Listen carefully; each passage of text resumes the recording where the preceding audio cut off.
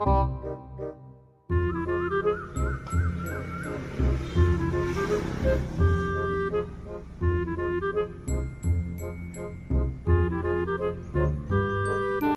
Video এখন তোমরাও বাড়িতে বসে মোবাইল দিয়েই করতে পারবে। তার জন্য প্রথমেই প্রয়োজন একটা এরকম ক্যামেরা স্ট্যান্ডের অর্থাৎ মোবাইল স্ট্যান্ডের, এবং তোমরা যেই সেটটাতে এরকম ভিডিওটা করতে চাচ্ছ সেই সেটটার একটা ভিডিও ক্লিপ করে নেবে। এবং জয়টা ক্লিপ তোমরা এখানে, আমার এখানে 3টে ক্লিপ দেওয়া হয়েছে। তোমরা জয়টা ক্লিপ নিতে চাও বা ভিডিওটাতে একসঙ্গে যতজনকে একবারে দেখাতে চাও সেই কয়েকটা ক্লিপ তোমরা এখানে রেকর্ডিং করে নেবে। তারপরেই তোমরা যে কোনো একটা ভিডিও এডিটর অ্যাপ দিয়ে সেই সেটটাকে তোমরা প্রথমেই কেটে কেটে ভাগ করে নেবে, এবং সেরকমভাবে তোমরাকে সেটাকে অ্যাডজাস্ট করার জন্য প্রথমে তোমরা অ্যাডজাস্ট করে নেবে ভিডিওটাকে, পুরো ক্লিপটাকে।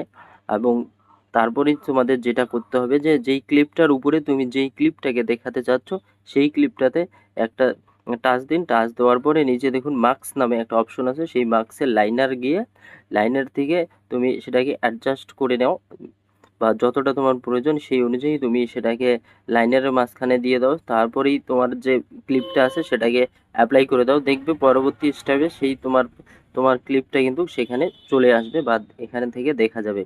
তোমরা জয়টা ক্লিপ নিতে চাও, জয়টা ক্লিপই কিন্তু তোমরা এভাবে এখানে সেট করতে পারো।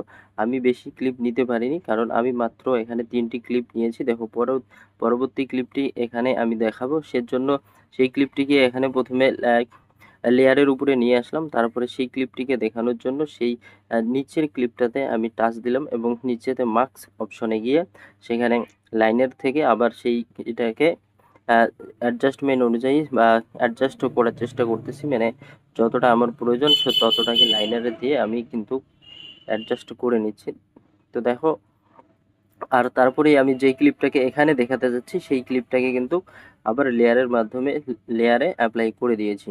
তো দেখো এখানে একটা কিন্তু খুব ভুল হয়ে গেছে। দেখো যেই ক্লিপটা আমি দেখাতে যাচ্ছি সেই ক্লিপটাতে কিন্তু আমি মার্কস এবং লাইনার ব্যবহার করব, এবং যেই ক্লিপটার উপরে দেখাবো সেই ক্লিপটাতে কিন্তু নয়। দেখো এখানে কিন্তু আগের ভিডিও ক্লিপটাতে আমি নিচের যেই ক্লিপটা ছিল সেই ক্লিপটাতে লাইনার ইউজ করেছি, সেজন্য দেখো এখানে সাইডের একটা অংশ কিন্তু কেটে গেছে।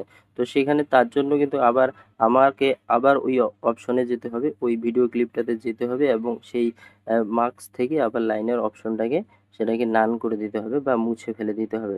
তাহলে কিন্তু পুরো ভিডিওটা আবার এখান থেকে তোমরা অ্যাডজাস্ট হয়ে যাবে বা তোমরা দেখতে পারবে। তো আমি কিন্তু এখানে মাত্র 3টে ক্লিপে নিয়েছি, তোমরা চাইলে এর বেশি ক্লিপও নিতে পারো। তারপরে দেখো ফাইনাল রেজাল্ট একসাথে 3টে সেটকেই কিন্তু একসাথে দেখাচ্ছে এবং কত সুন্দরভাবে